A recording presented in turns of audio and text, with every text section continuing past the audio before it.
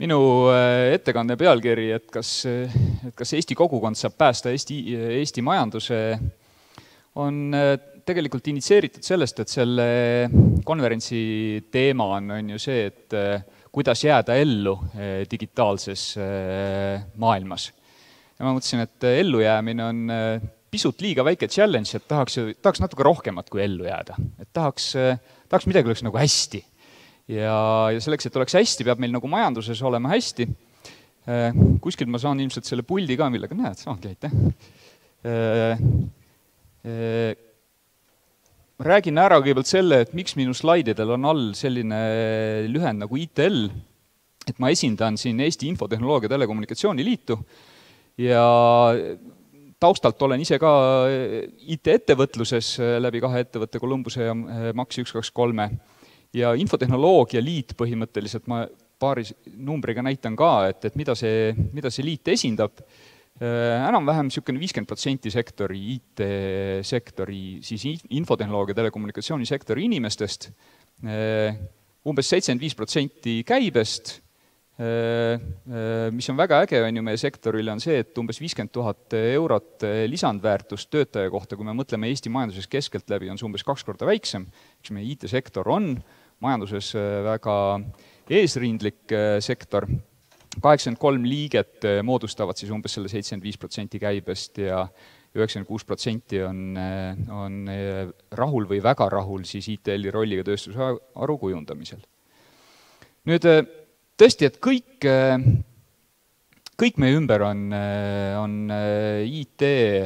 Et ma räägin teile ühe lühikese nalja, et tuleb sõber tänaval vastu, ütleb, et kuule, et tead, et mul on nüüd olemas Google'i, siis selle LinkedIni, loomulikult Facebooki, Snapchati, Instagrami, you name it, et mul on kõik accountid olemas. Teine sõber ütleb vastu, et vau mees, et sul isiklik elu ka on või? Siis teine mees ütleb, tõepoolest, pole kuulnudki, saada mulle link. Et IT on tõesti meil ümber igal pool ja kõigepealt küsiks, et kas Eesti majandus vajab päästmist? Vaatame numbreid. SKP kasv siis selle aasta teine kvartal rohkem kui 5%, sama periood eelmise aastaga võrreldes. Kõik rokib. Tööstustoodangu mahu kasv 11,6%, kõige kiirem euroala kasv. Eratarbimine, mis on ka üsna väike number, aga on nagu põhimõtteliselt positiivne, on see, et eratarbimine kogu sellest majanduskasvust on 0,9%, eks alla protsendi, mis tähendab seda, et eratarbimisel on veel siit nagu kasvuruumi. Kõik on ju nagu päris kena. Aga siin on ka aga muidugi. Ja hakkame vaikselt sisse minema, et loomulikult, et ma arvan, et paljud teavad seda, et meie tänast kasvu veab ehitusturu mahu kasv, umbes 25% teise kvartali numbrites. Ja siis me vaatamegi, et siin tegevusala panus on ju, vaadates siin taha näete, kõige esimene number, see kõige esimene tulp, mis siit nagu uhkelt välja kihutab, et see ongi ehitussektor. Ja mis on Eesti majanduse kõige suurem osakaal, on töötlev tööstus, see on kuskil siin keskel, on niisugune kergelt, 0,2% punkti tuleb sealt. Et püstitaks siis küsimuse, et et tööstuse panus SKP kasv on väga tagasihoidlik ja kui me teame sinna kõrvale veel, et tootlikkus töötaja kohta on siis Eesti tööstuses umbes 55% Euroopa Liidu keskmisest, siis uhkem värk on muidugi see, et info- ja sidepanus on siin arvestatav 4. Et nüüd selle tööstuse taustal tekib küsimus, et väga et meil majandus nagu rokib, et justkui ei ole midagi päästa, aga et kas see on jätkusuutlik. Ja loomulikult, et kui me mõtleme selle peale, et majanduskasv, efektiivsus, digitaliseerimine, nad on tegelikult täpselt, ma arvan, et siin ruumis ei ole kedagi, kes ei mõtleks nii, et need ongi nagu, digitaliseerimine ongi täna kõige suurem driver efektiivsuse kasvatamiseks. Valdavalt üks kõige suurem driver. Siis vaatame korra sinna taha, nagu enne kui ma siis jõuan lõplikult tõeni, et kas Eesti majandus vajab päästmist ja kuidas see IT-kogukond seda teha saab. Vaatame sinna korraks taha. Kui paljud teist on kokku puutunud sellise indeksiga nagu Digital Economy and Society Index. Äkki annate käega märku, et kui palju on selle vastu huvi tulnud. Mõned käed ikkagi on. Et see on siis meie enda mees on ju Brüsselis Ansipi allasutus paneb seda kokku, ehk siis pannakse siis Euroopa Liidu 28 maad ja hinnatakse ära läbi 5 kategooria, et kui hästi me teeme. Noh, leiate Eesti üles, on ju, ma märkisin ära ka, oleme siin uhkelt, mis me oleme, 6, 7, 8, 9 või? Et väga soliidne koht. Vaatame korra, mis seal taga on. Et teeme lahti selle, korraks tulen tagasi, kahte kategooriat me vaatame korraks siia nagu avaliku sektorisse sisse ja siis vaatame 4. punkti, mis on siis Integration of Digital Technology, mis on tegelikult digitaalse tehnoloogia kasutamine Eesti erasektoris. Vaatame kõigepealt seda avaliku sektorit. Tada! Eesti on maailma e-riik number 1. Väga uhke värk. Et see on siis viimase 2017. Ja veel aasta tagasi olime teised, täna uhkelt soomlaste ees esimesed. Eesti e-edulugu on laialt tuntud, see on põhimõtteliselt juba kaubamärk, on ju. Aga vaatame erasektorit, kes leiab Eesti? Ma märgin ta ära. POM, number 20 oleme. Ehk siis Eesti erasektori on digitaliseerituse tasest, Euroopa Liidu keskmine on see, tumedam pulk, 28 riigi keskmine, oleme tagumise poole keskel. Pole enam nii uhke värk, on ju. Ja põhimõtteliselt see järeldus ongi ju selgelt ühene, et sõltumata sellest, kuidas majandus kasvab või milline pidu käib ehituses, IT-sektoril on roll, et luua jätkusuutliku majanduskasvu tingimused. Eesti erasektori, need, kes peaksid majanduskasvu reaalselt toitma, digitaliseerituse tase on lihtsalt nii madal. Siit ka loogiline siis järeldus, et Infotehnoloogia Liidus me oleme kokku seadnud 4 prioriteeti ja esimene nendest on see, et peame digitaliseerima Eesti majanduse. Et kui me ei too Eesti tööstust lähimal ajal digitaalseks, siis meie majanduse SKP kasvu kõige suurem mootor, mingisugune 15-16% kogu meie SKP-st moodustab töötlev tööstus, siis me oleme väga-väga kurvas seisus. Ja me ei saa seda jätta ainult nendele tööstusinimestele, sellepärast, et neil puuduvad teadmised ja oskused. Me peame neile appi minema. Vaatame ühte asja veel. Väga huvitav on ju, et Eesti on e-riik number 1. Vaatame selle sama indeksi ühte komponenti, mis on avaliku sektori andmete kasutamine. Võib-olla juba Eesti üles leidnud. Hops.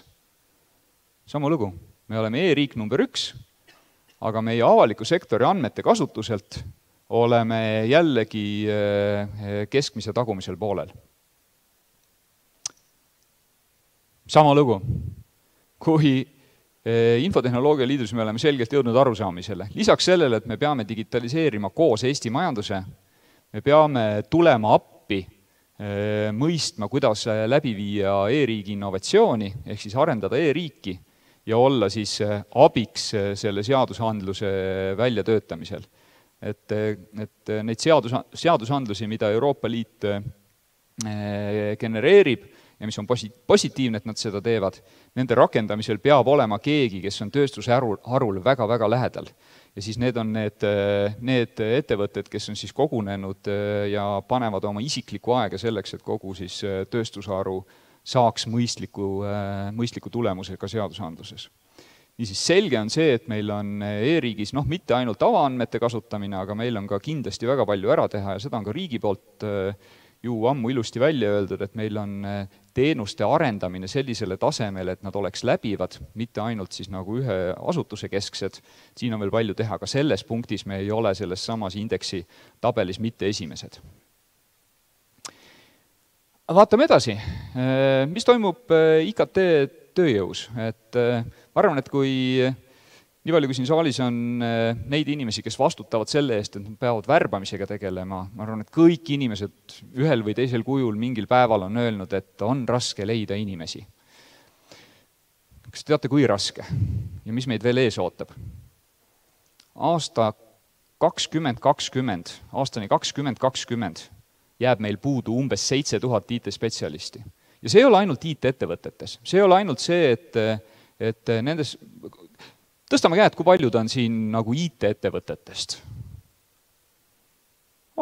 Umbes pisut rohkem kui pooled, ma ütlen, et tegelikult meil on ka nagu sektorite esindajaid palju.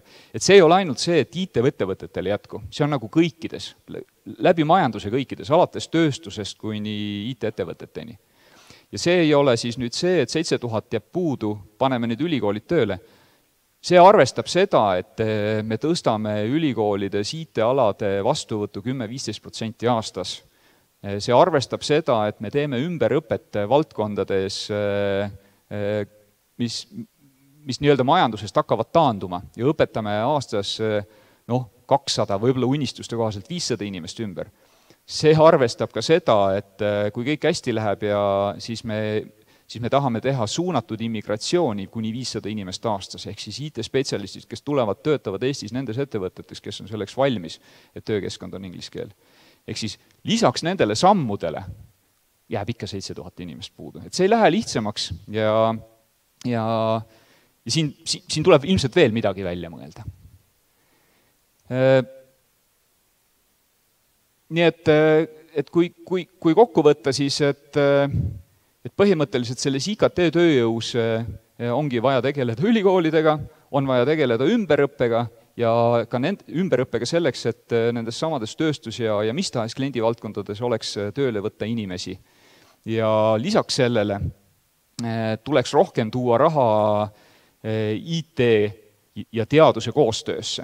Täna on niimoodi, et ma ei tea numbreid, ma luban endale julgelt eksimist, aga et kui IKT-sektor teeb, ütleme selline 10-15% majanduse kogutoodangust, ilmselt vähem, aga teadus- ja arendustegevuse mahust ligi 30% on seotud IT-ga. See on silmapaistev erinevus, võrreldes sellega, milline on IT-ettevõtete osakaal kogu majandusest. Aga me oleme siiras uskumises, et tegelikult see teadus-arenduse raha osa võiks olla veel 2 korda suurem. See on see, mis tegelikult siis pannes kokku meie ülikoolid ja ettevõtted, mis genereerib uusi ja innovaatilisi tooteid.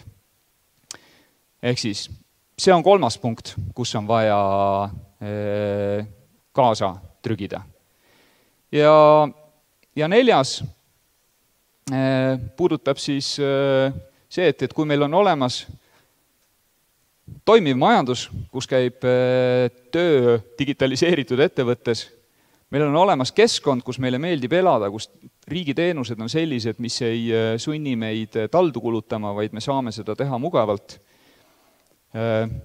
Nende 2 toimimiseks peab meil olema piisavalt töötajaid ja selleks, et innovatsiooni toetada, peaks olema meie sektoris ka teadus ja rahastus sobival tasemel. Siis lõpuks kokku on vaja veel infrastruktuuri, ehk siis kogu seda e-riigi väärilist digitaalset taristut, mille peal seda vahvat riiki jooksutada. Siis kui me need 4 asja kokku saame, siis ma arvan, et me IT-kogukonnana saame päästa Eesti majanduse. Ja mitte päästa seda rokkivat edu, mis meil täna on, vaid garanteerida, et see on pikaajaline. See teema on täna juba korduvalt läbi jooksnud. Mina võtsin mai 2017 ja 2000 aasta võrdlus. Sama lugu, ma arvan, et nagu täna on juba selles saalis 2 esinejat seda puudutanud. Esimesed 5, Apple, Google, Microsoft, Amazon ja Facebook, põhimõtteliselt nende võti on see, et nad kasutavad tehnoloogiat ja on otse vastu klienti. Ehk siis nad on nagu aktiivselt otse vastu klienti. Ja kui me vaatame sellist traditsioonilist äri aasta 2000 seisuga, kus General Electric oli ju aastaid turuväärtuselt suurim ettevõte, siis üllatus, see täna nii enam ei ole. Ja ma arvan, et see näitab seda trendi, et tõepoolest, et meil siin väikses Eestis on võimalik just nende 4 asja ärategemisega luua tingimused, kus miks mitte mõni ettevõte paisub ka siia ülesse. Võtan kokku, ehk siis Eesti IT-kogukond saab päästa Eesti majanduse järjepidevuse, kui me teeme ära majanduse digitaliseerimise 2 prioriteedis, tööstuse digitaliseerimine. Me siiralt usume, et intelligentsed transpordisüsteemid on ka valdkond, kus Eestil oleks midagi ära teha. Seda just selliste unikaalsete pilootprojektidena. Kui me arendame e-riigi teenused, siis lisaks siis, ütleme, et siis nii-öelda asutuste põhistest teenustest asutusi läbivateks teenusteks ja hoolitseme selle eest, et riigi avaandmed oleks kasutuses. Muide, selle avaandmete kasutusest oli ka väga huvitav selles statistikas see, et Taani, väga tugev infotehnoloogia riik on nendes üsna tagaotsas. Ühes vestluses õnnestus mul rääkida ühe Taani riigi ettevõtte juhiga, kes ütles, et nad on jõudnud nii kaugele, et nad on valmis avalikustama andmeid, tegemist oli siis nagu energiavahenduse ettevõttega. Ja tema näide oli selline, et nad valisid välja eksperdid ja ülikoolide esindajad ja töötasid 9 kuud, et leida välja mõni mudel nende andmete pealt, mida oleks majanduses kasutatav. Ja tulemus oli see, et jah, võimalusi ideid on, aga midagi sellist murrangulist näha ei olnud. Siis mõtlesin, et okei, et miks me siis siblime, see on ju kulutus, see on riigi kulutus, tagada see, et need andmed mingil kujul oleks saadavad. Ehk siis agregeerida andmed näiteks kodumajapidamiste tarvis, Kopenhaageni ümbruses ja anda need kasutusse. Nad otsustasid seda siiski teha. Sellel päeval, kui nad nende andmete avalikustamisega välja tulid, 2 nädala jooksul oli sinna peale ehitatud 2 teenust, millest kasvasid välja ülikiiresti startupid. Ehk siis kohe leidusid need inimesed, kes said aru, et Kopenhaageni ümbruses on väga palju elektriautode kasutajaid, kes lähevad koju millal, peale tööpäeva lõppu, lülitavad oma auto elektrivõrku sellel ajal, kui on päeva teine piik. Ehk siis esimene piik on siis, kui tööpäev algab, teine piik on siis, kui tööpäev lõpeb, ehk siis börsihind läheb ülesse. Ja nad tegid lahenduse, mis siis optimiseerib nende inimeste elektrikasutust börsi hinna järgi, lülitavad selle sisse, see auto tarbib seda elektrit lihtsalt öisel või mingisugusel teisel ajal, hinnates täpselt seda börsidatat. Mis näitab seda, et tegelikult, et andmete avalikustamine, kui ta on tehtud, me võime mõelda ja jäädagi mõtlema, et kas me leiame siit mudeleid, aga meist väljapool on nii palju inimesi, kes ühel hetkel avastavad ja mõtlevad välja, kuidas nendest andmetest teha inimestele midagi kasulikku. Ehk siis, kui me jõuame ka Eestis selleni, et me andmete avalikustamise ja avaandmete kasutuses oleksime maailma esiliidrid, siis me suudaksime kindlasti ka paremini oma e-riigi positsiooni hoida. Kasvatame IT-hariduse mahtu, 10-15% aastas vastuvõttu ülikoolides rohkem, tegeleme ise kvaliteediga. IKT-ettevõtted täna, siis IT-kolledž, kes on siis liidetud Tehnikaülikooliga, panevad väga palju panust, et osaleda nende õppekavade väljatöötamisel ja ka reaalselt selles õppetöös. Teisiti ma ei näekski, kuidas see nagu toimuda saaks. Ja suuname digitaalse taristu arengut. Niimoodi me selle järjepidevuse saame päästa. See on kiirelt lühidalt minu poolt kõik ja olen avatud küsimustele. Aitäh! Suurepärane, masinavärk, kelle töötab. Saime aega ilusti. Ja, ütle mulle kõigepealt, kui targalt me täna oma IT-potentsiaali kasutame, kui me räägime inimestest? Ma arvan, et me oleme oma inimeste kasutamisel oleme päris head, et me ikkagi see ei ole see, kus pigistab, et meil pigistab see, et meil ei ole inimesi. Me lihtsalt ei ole inimesi. Ja see nagu ongi kohe päris täpselt nii. Juba esimene küsimus vaidleb sellele vastu, et digitaliseerimine ei ole kasvu tagaja on oskus tehnoloogiat kasutada. Polegi nagu küsimus, aga mõte on selge. Ma saan sellest mõttest aru, aga kui mina ütlen digitaliseerimine, siis ma mõtlengi oskustehnoloogiat kasutada, et ma ei mõtle seda, et me teeme lihtsalt midagi digitaalseks ja ei kasuta seda, et loomulikult ma olen selle väitega nõus. Eesti Energial on väga suur tehas just valmis saanud või kohe saab, Enefiti tehas Auveres. Pildi peal ei mahu ühele pildile ära, mis arvab, mitu inimest seal töötab? Hea küsimus, ei tea. 40 inimest töötab seal. Nad on väga rahul, teisalt tekib kohe küsimus, et umbes 400-500 on nüüd need, kes võib-olla enam tööd ei saa, et kuskil ikkagi tekib see anumate lugu läheb natuke sassi. Läheb ja siin on nagu paratamatus, et tegelikult see anumate lugu on ju põlvkondade vaheline lugu. Et kui need inimesed, kes sealt töötu jääksid, oleksid sellised aktiivsed, valmis sisenema mingisse õpiprotsessi, siis ei oleks seda probleemi. Nii et ma üldse ei vaidle, et see anumate probleem on, aga see on põlvkondade probleem. Kas meie e-riigi edulugu pole mitte see, et meil on kõik väga hea, vaid see, et teistel riikidel pole mitte sedagi? Hea küsimus, jah, et kas me oleme ägedad sellepärast, et teised on veel viletsamad. Et ma arvan, et eks siin on nagu mõlemat natukene, et tegelikult me oleme ikkagi ju mõned asjad väga hästi ära teinud, et pigem õnnetus ongi see, et me täna nagu sellist valitsussektori digitaliseeritust naudime, aga meil seda teenuste sektorit ja avaandmete poolt lihtsalt ei too kaasa. Ja ma olen nõus, et teised on veel rohkem maas. Et kui me vaatame klassikalist Lääne-Euroopat, et siis seal on ju igasugune andmete avalikustamine tundub nagu kuritegu. Et isegi kui seal taga ei ole nagu konkreetse majapidamise mingisugust andmeid, alati on see oht, et kulget, aga äkki keegi ikka saab teada, et see on minu elektriarve, mille järgi seal analüüsi tehakse. Kas siin mingisugust huvitavat vastuolu ei ole, et kuidas meil riik on suutnud siis selle digitaliseerimisega niimoodi ees käia, kui see on nii pööraselt kasulik kõigile? Tavaliselt ikka eraettevõtlus näitab teed ja riik tuleb järele tasailju. Jah, ega see on väga paljuski olnud visiooni küsimus tollel hetkel, et terasektoris on ju, ütleme, et selles mõttes, et riigil on olemas oma eelarve, ta saab teha valikuid, mida ta sellega teeb, et võtame tavalise sellise ettevõtte, siis investeeringu hirm täna on ikka väga suur, et kui me mõtleme seda, mis majandustsüklit me oleme läbi elanud, siis on vähe ettevõtjad, kes teevad investeeringuid pikema horisondiga kui 2-3 aastat, sellepärast, et kogu aeg on selline tunne, et sa pead riske maandama.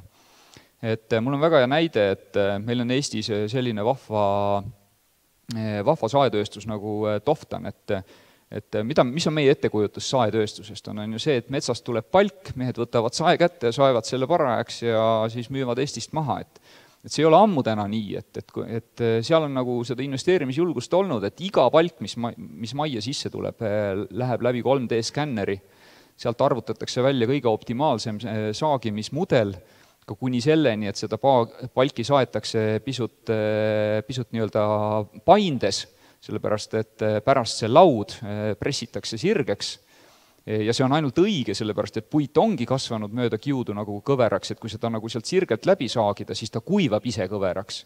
Et kui me vaatame, et kui oleks ainult julgust ja ambitsiooni, siis me võiks teha imesi. Oled sa nõus, et sellised targad mehed võiksid tegelikult tulla kutsekoolidest? Jaa, et sa arvad selle küsimuse teise poole ka ilmselt ära, et kuidas see 3,75 mõjub nüüd selliste meeste juurdekasvule? Jah, et see kutsekoolidel, ma ei ole ise haridusvaldkonna ekspert, aga ma tean, et sakslased, kes Eestis käivad, nad kõik räägivad seda, et teil on üks asi puudu, teil on see puudu selline meistri ja selli õppe, et ma saan aru, et see mudel on siis umbes see, et noored inimesed lähevad kooli, nad on, ütleme, 2 nädalat või 2 kuud käivad koolis teistega, õpivad, piltlikult öeldes seda üldteadmist ja siis nad on 7 kuud konkreetses ettevõttes praktikal ja siis nad lähevad jälle paariks kuuks kooli või paariks nädalaks. Muide riigil on õpipoisi õppe täitsa olemas, aga võimalik, et ta ei tööta veel niimoodi nagu vaja on. Ka järgmine küsimus on samast vallast. Kas IT-ettevõtted endale spetsialiste koolitada ei saaks, nagu näiteks tootmisettevõtetes tehakse ja nii edasi? Muidugi, ja ju seda ju reaalselt tehaksegi. Et lihtsalt, et see vaegus, see 7000 2020. aasta lõpuni, et see on selline, eks reaalselt see protsess nii käibki, et otsitakse valdkonnast väljast inimesi ja koolitatakse neid ümber, aga et see vaegus ongi selles, et selle asemel, et need inimesed õpiksid, ma ei tea, advokaadiks, mul ei ole midagi advokaadi elukutse vastu, et siis nad nagu kohe tuleksid ja mõtleksid selle peale, et läheks IT-sse. Kui see 7000 on niimoodi juba välja arvutatud, kas siis on ka spetsiifiliselt arvutatud, et keda meil ikkagi nende 7000 raames nüüd vaja on need programmeerijad või mingid muud tegelased, süsteemianalüütikud? Ja, seal minu slaidis on ka üks link, et selle kohta on väga hea raport eelmisel aastal tehtud, et on OSKA raport, et seda võib uurida, seal on päris hea andmestu. Kus me nad siis saame?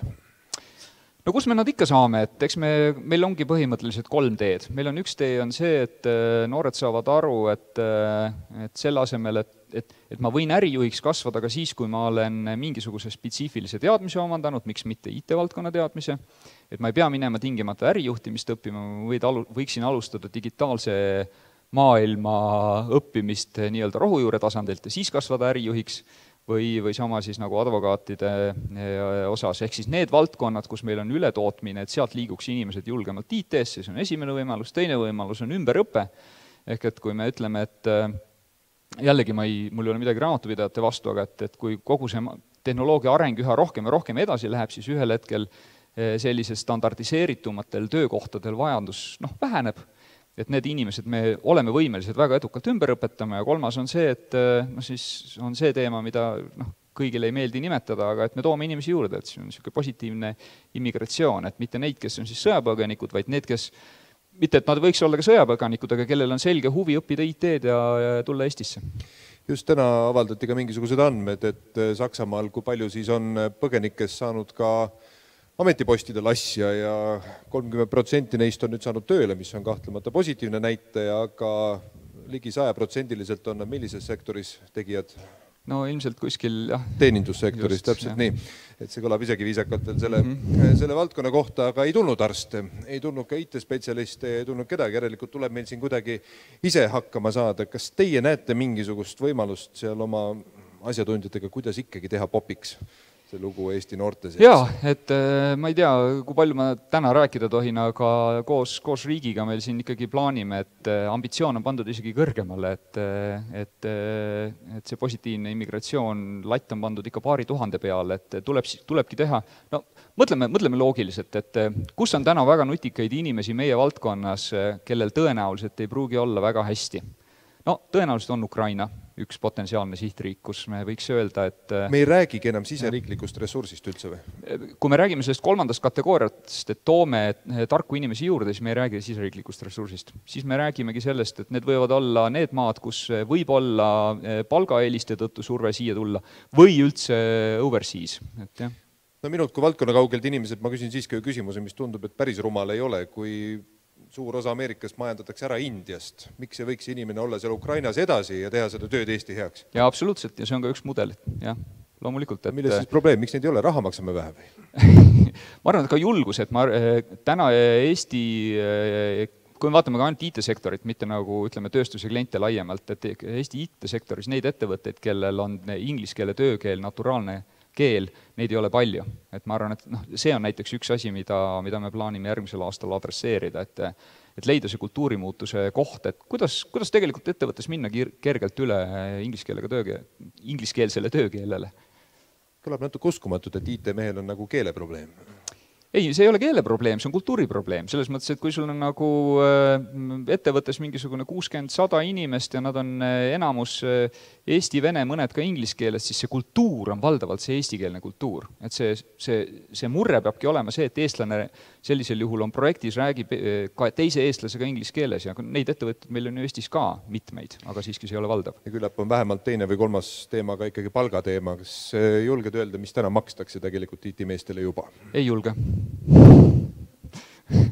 Ja selles mõttes, et ma ei oska öelda, et oleks mingit sellist, makstakse ma arvan hästi, aga mina ei oska siin midagi üldistada küll, ausalt ei oska. Hea küll, kas on veel küsimusi saalist? Ekraan on ka tühi. Aitäh, Ivo! Aitäh! Suur tänu! Kõik head!